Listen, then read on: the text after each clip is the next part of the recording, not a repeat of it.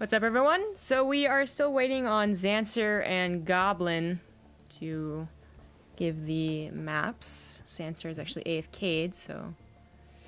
Well, poor Anton. He's had a nice, easy run so far. Rail versus Fitness was one of the first matches that happened in the bracket. And Rail, aka formerly known as Verdi, was not around, so he gave the forfeit. So then Zanster just played versus Fitness, who I think he was maybe a little bit favored for. I think his name is Finesse. Oh, it's Finesse. I thought it was Fitness. Whoops. Reading comprehension. Or maybe I just really want to get in shape, Zombie Grub, and I'm really focused on that right now. Look at these guns I have right here. Yeah. I could stack 2 pencils up before they would get obscured.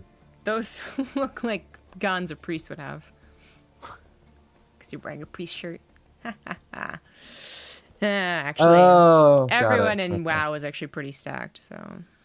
Yeah, right. You know what? It is the shoulder pads. I think if everybody in life just walked around with shoulder pads, everybody would look in shape. I don't know about that. The 80s are very popular for shoulder pads, although not the same as World of Warcraft. Yeah, and everyone looked really in shape in the 80s. Like the leather jacket, like the tight leather jackets and the shoulder pads and everything. Are you sure? I don't know. How would you know, Zombie Grub? You weren't alive in the 80s. That's true. I wasn't alive in the 80s at all. Neither was I.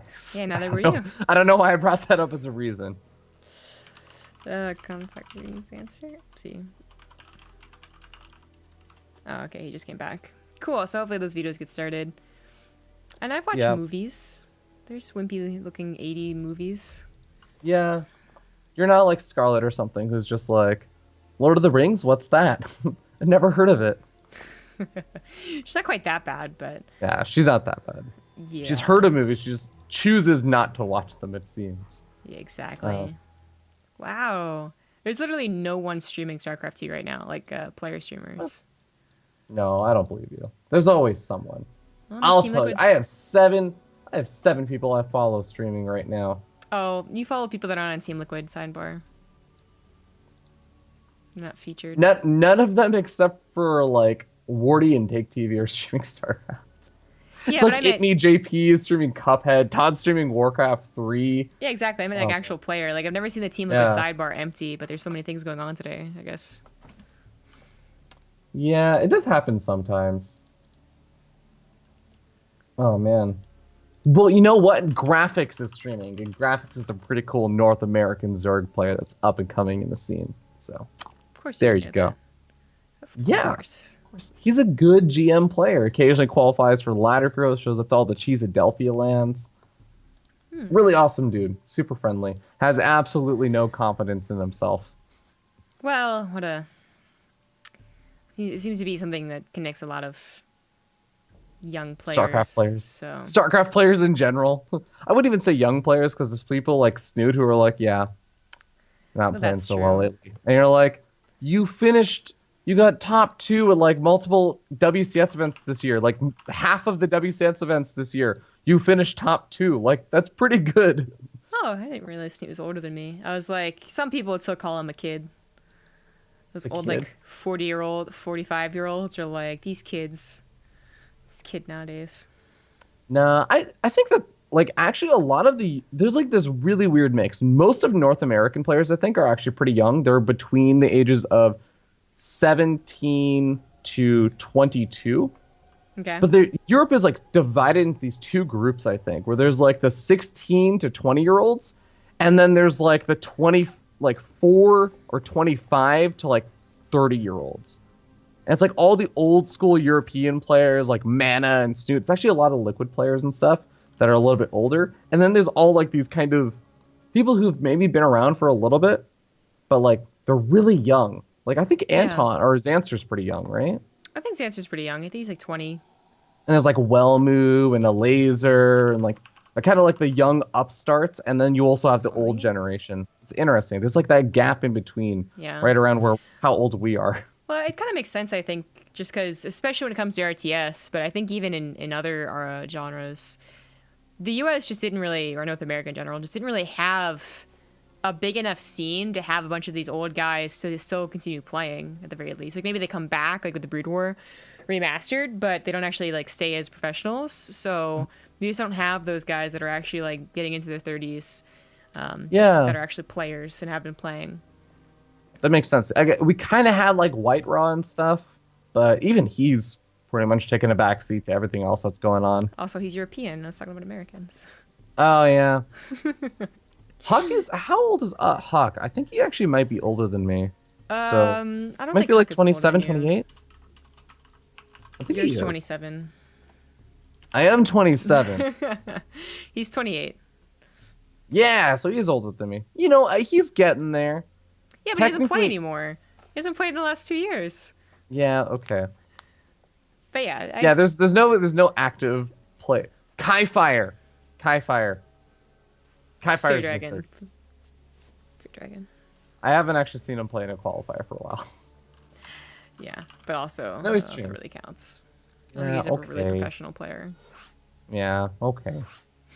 You're trying real hard here. It's not working out. I am. But hey, we're in the lobby now, so I don't have to make myself look like a fool any less than I do when we're casting a game.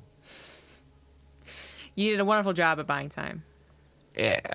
Yeah. Okay. Well, Zanster versus Goblin I'm actually really excited about because Zanster has always been one of those players that I'm like, he does actually play in occasion. He plays in more online events than he used to, but he's always been one of those players that I think is very much about kind of secret practice and sort of doing his own thing, like plays on a lot of barcode accounts and all that stuff on the ladder, plays a lot of custom games, and you don't actually get to see much of him outside of offline events and like some of the big online events like the TING stuff.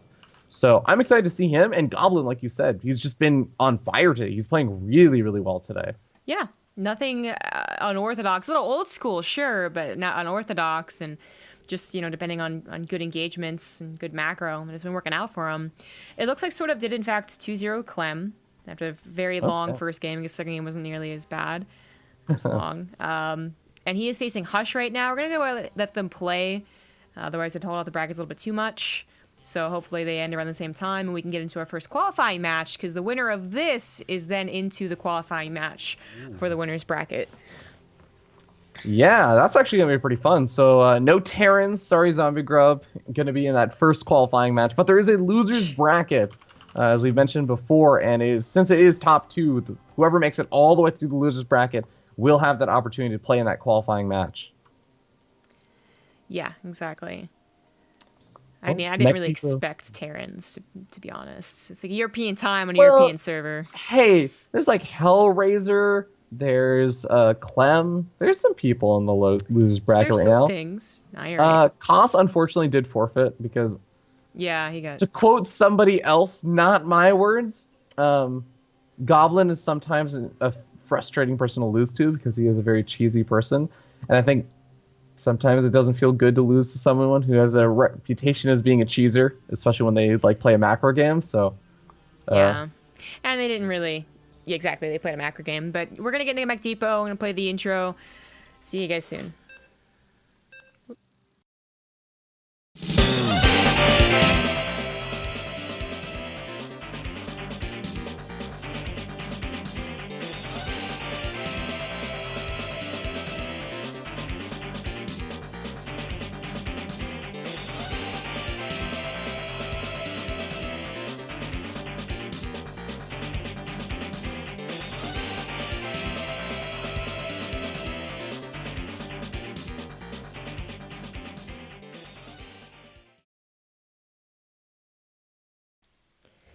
Hey everyone, it's game number 1, and in the bottom left, as the red Zerg, he is Zanster. And up at the top right, we have the pink Protoss player from Team Red Bloods. It's Goblin. One of the few players actually left on Red Bloods. I think many of them have moved on to different teams. The one player... Because I'm a North American guy, right? So I always think of my North American boys, and I always think of Peely who moved from Red Bloods to Psystorm. Zanster's team, actually. Yeah, exactly. Zanster was a recent pickup. Recent is probably not too good of a term anymore, because I think it was months ago at this point, probably 4 months ago. It may have actually been before Austin, honestly. Man, you might be right about that. I can't remember exactly when. And it also wasn't that much of a landmark, you know, pickup. Zanster was always a good Zerg, but there are so many good European Zergs that he's kind of just under the radar unless he, you know, had a particular story about him at a at a tournament. And then well, everyone remembers that, so it's kind of it's a party animal. But apparently he has now entirely dedicated to StarCraft. He was distracted, I think, by school about 4 to 6 months ago. Maybe before around Austin, and I was taking that as a benchmark, and now he's completely focused, and he's definitely on the rise again to take one of those top European Zerg spots, which are so coveted. Yeah, those the 4 European Zerg kings have definitely been hard to kind of like break into those rankings, but Zanster's definitely been, like you said, on the upswing. We'll see how he's feeling right now, as we haven't actually gotten to see any of his games so far today, but he's always someone that I feel like gonna show up. And actually, it's so funny, I feel like most of the time I see Zanster, I'll see him like partway through the bracket, and it is almost always a setup like this where you see someone like Goblin, you're like, hey, this guy's playing really well today, like he's exceeding my expectations a little bit, and then they'll face off versus Zanster, and Zanster just trashes them like that. I feel like that's always the context I see Zanster in. Like every single time it's like, yeah, I know that you thought this person was playing pretty well, but look, I'm a different class. I agree. And I agree mostly because that's what I think is going to happen this time. Goblin had some great games, but they were against both Terran players. Maybe his versus Zerg isn't as, you know, quite as sharp. And then Zanster is kind of the test of the different class. You know, you see all these big names like Stute and Nurtu, and you know, okay, there's no way he's going to defeat him. You know, it's going to be such a big deal if he does. These guys are S tier. Zanster, having not quite reached the same heights, is like on the way. And so he'll very, like, obviously show that, yeah, I'm also a different tier. Whoa! Got the big pro pull. Now, it was a transfer over to the natural, so it wasn't a huge deal, but does deny the Scout of the Lings from making their way into the main base, along with the Stalker opening. This is actually pretty important. Yes, it's okay if Zanster gets a Scout out, but Goblin is clearly invested into things to try and prevent the scouting information for as long as possible. And since Zanster doesn't seem like he's going for a fast Overlord speed upgrade, this is going to leave him in the dark a little bit. And it's very important that it is in the dark. The charge and 5 gateways being added, like this is this is something that's very important to scouts. And it's just not going to be, and this is huge problems. He definitely could, well, actually, I feel like he could. You know, this Overlord goes in the back, and it would be able to reach just in time, but he's not just going to do it. Yeah, the Overlord does also scout out the 3rd and 4th gas geysers, so not seeing that and the fact that there's no 3rd also coming down in the next, like, I would say 45 seconds will be a bit of a reveal, but it'll actually be almost potentially too late at that point, as the Warp Gate technology is already finishing up, Charge is about to finish, the Warp Prism's about to finish. This is going to be a really, really scary push-in, and you can see how in the dark Zanster is. He's making Spore Crawlers right now, Zombie Grub. Yeah, he doesn't really know what's going on. All he knows is that there's not a 3rd Nexus. His Overlord barely saw a Warp Prism move out. Of course, what's in that Warp Prism is kind of unknown to him. There are a couple of Immortal pushes that come with sentries that are be very difficult to deal with, and there, of course, is the mass charge lot. Actually unloads the Xel'Naga to kill that Ling, so now Zanster knows exactly what's going to be coming forth, and he's trying to desperately get to a Baneling Nest, but it might be too late. Okay, we'll see how good are those Baneling hits going to be, and when will he actually have them up? The Spine Crawler is about halfway finished up. The Zealot's going to completely ignore it, though. Going after these Queens, going for the Jugular right now. Another Spine Crawler being started in that natural. Is it going to be enough, though? These Zealots are starting to get a little bit surrounded over here. Surrounded, sure, but there's just going to be so many of them. Does it really matter? Oh! Ooh! The Warp Prism gets picked up. That's a huge deal. And now the Banelings are starting to get up behind the mineral line. I love where Zanster decided to start making these Banelings, but are they actually any of them going to finish up? It doesn't seem to matter. The Zealots, even if they were all clumped up, wouldn't take that much splash damage. And 6 of them get injured. It's not enough. Zanster is in a lot of trouble. He's trying desperately to find one safe location, but he loses the Baneling Nest, something absolutely essential to defending. And Goblin should just be, reinforcing across the map. As long as it takes, it's better than nothing. Yeah, there is the small little window where if Zanster just managed to clean up all of these Zealots before the reinforcements made their way over, then he could have maybe held over here. But Goblin, he just had way too many units. He actually was able to take some pretty good trades, and even though I would say, like, yeah, there was like little bits of micro in the engagements from Goblin, it was mostly about how good of a job he did just denying the scouting information, predicting that Overlord pathing, and keeping Zanster in the dark that won him this game. Goblin is doubling the worker supply, and finally, Zanster does tap out. GG. All right. Well, Caster Curse in effect. Seems like Goblin is still on fire and is still going to be putting up a pretty damn strong fight, but that was a very much a game predicated on the idea that Zanster did not know what was coming. So it's hard to repeat those kind of successes versus like I severely out microed you or I severely out macroed you. Right, he should be much more keen on scouting, because the thing is, he kind of just gave up easily for the scout. You know, I mentioned they had another Overlord that he could probably try and send in, and remaking an Overlord is better if they are going to be going for an all-in like that, than just not knowing they're going to go for an all-in. He just probably thought he knew what he was up against, and was trying to have that very, like, you know, tightrope defense, and, well, that was the wrong thing to do anyways. You know, the third base was late. There should have been signs everywhere, but what exactly they're doing is what you need to scout.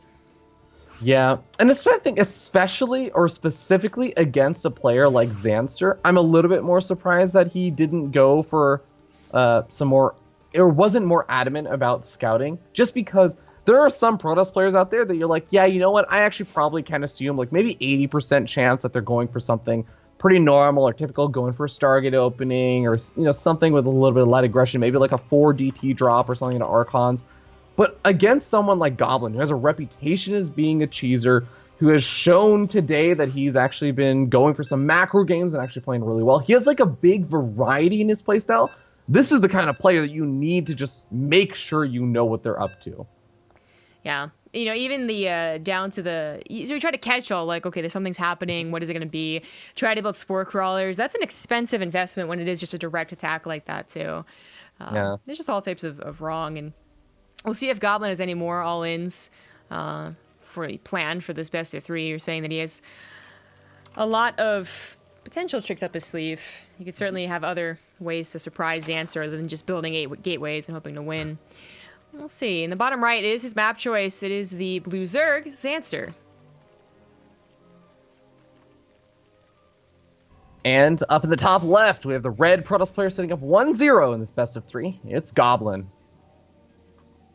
It's always funny because you said, like, you may have other tricks up his sleeve. Well, similar to one of his previous series, the first series, going for, like, the proxy gateways and everything, sometimes the trickiest thing you can do is just do the same cheesy all-in that just shouldn't be done multiple times in a row, and catch your opponent off guard that way. Like, there are actually some very, very funnily stubborn players out there who get cheese, and you're like, not going to think too much about it, not going to write it, they're just going to write it off as like a little bit of unluckiness, and then they don't make any adaptations, and they die to the same thing in game 2. Yeah, he cheesed the same, well, kind of the same way twice against his first opponent of the day, proxy gateway, but then he kind of changed it up a little bit, and that's what I'm worried about, is that Zanster, like, expects the proxy gateway, right, and builds a bunker, but it's actually a robo build, and is, you know, done wrong again. That's what I'm worried about, and of course, in the context of actual PvZ builds, instead of going for mass charge lots, it's instead, you know, earlier 4 gateway adept or something. You know, just little changes here and there, because, of course, Goblin should be wary the Overlords will be better timed or even have speed, which would be quite the buzzkill for any type of secret plan. Yeah, man, it's really going to be interesting. There's so many different mind games that can happen with these kind of players, and that's actually what I love about players like Goblin, is that it's really hard to predict, and you can kind of also mind game yourself. You can put yourself in an awkward spot because of it. But one thing that I will say that I feel sometimes actually works really well versus players like Goblin is just getting aggressive yourself. If you are the one that is being aggressive, you're kind of setting the pace of the game rather than playing this more reactive style to whatever your opponent is doing. So maybe we'll see Zanster do something like that, but I guess only time will tell. Yeah. Thinking of going for like an Overlord drop certainly is a way to get in there and kind of mess things up, and definitely also get scouting. But it's an evolution chamber. This Overlord is going to just perch right on top of this. It's usually not very effective against Protoss players, but I think last game Goblin skipped the Mothership Core. And most Protosses are skipping it even until they have their third base down. So funnily enough, in like the upper leagues, this is a safe spot, but anything lower, it's absolutely not a safe spot. Yeah, that's a fun realization I think many Zergs I've played against have had. Like, it's actually the funniest thing, because even in like Masters League and stuff, I noticed that like Zergs think that spot is a safe spot because like most Protoss players stop making Mothership Cores. But I'm like the guy that loses because my Zealot wasn't held position like half of my PvZ. So I'm like, no, I'm getting the Mothership Core every game. And they're like, oh, cool. Like, free Overlord. Thanks for that one. Yeah, exactly. And then me too. Like I follow the build order I have to the T, and my build order that I have right now is including a Mothership Core. But hey, man, I don't know why I'm suddenly so good at this game, but I kind of called this build. It's actually not 4 gateways, it's 5. But okay, it's going to be a lot more than that. But hey, the point is, it is actually Adepts this time, not Charge Lots. So there is still a bit of a trick to it. You can still deal with both of them with Banelings, but I'd say if you really wanted to deal very well with it, you would have Lings, Banelings, and Spinecrawlers in the bases. But he's not going to have that. So this is really interesting though, because Zanster sees 3 gateways at the front. He's seen a Twilight Council, and he has seen, I think, at least one of the gas geysers, the lower gas geyser, with one of his Overlords. He doesn't manage to scout the higher one, so he can pretty much assume it looks a lot like the charge build. It really looks a lot like the charge build. Well, Goblin attempted to fake him out with double Stargate. I think the a better fake also would have been stopping Croning on the Twilight Council, because Resident Englave attack... Well, an Adept attack, I should say, not necessarily Resident Englave. An Adept attack into double Stargate is kind of popular, especially on some other maps. There might have been other ways that that still was like to Zanster, even obviously a fake to him. He didn't actually see it canceled, but he's got a couple Banelings on the way.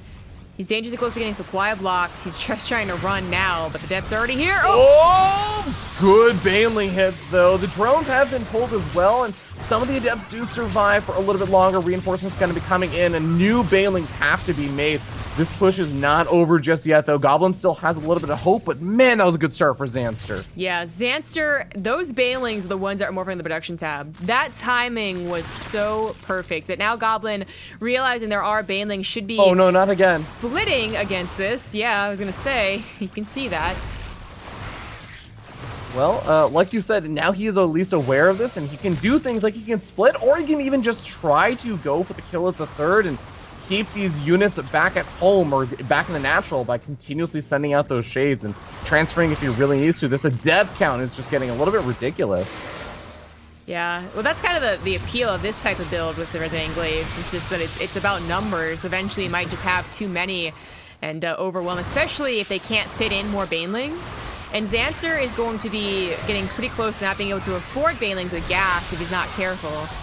Oh, it's already starting to get to that point as most of the Banelings have been taken out. Most of the Lings have also lost their lives. And there's Adepts in the main. There's new Adepts being warped in over the third to finish off that hatchery.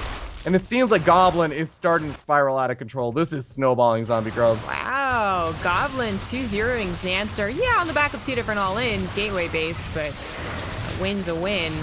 Zanster is not going to be able to hold this well enough. It's kind of what it comes down to. GG. He would have been at so few drones, it wouldn't have been worth trying to play that out. Yeah. Well played by Goblin. He manages to win the first series of the day with some very cheeky proxies and actually gets proxied back himself in like those games. Has a really, really weird first series. Plays series number 2 and actually plays straight up macro, and then series number 3 just goes full on 2-base all-in mode and just takes 3 different series versus some pretty decent players. It just really straightforward, or like not very straightforwardly, like in multiple different ways. Yeah. The mix-up of styles was quite interesting to watch, and certainly changing to a different matchup makes sense. You change the style too, but he went for all different types: cheesy, macro, and all-in. We'll see what he has in store for the last series, though. That will be the qualifying one, the one that really matters. And also waiting to see who that would be up against. Hush and sort of still playing it out. That's a PvZ. If you guys don't know who Hush is, he's a Korean Protoss. And we'll try and get into a second or third game if possible. But we're definitely going to want to watch the qualifying match.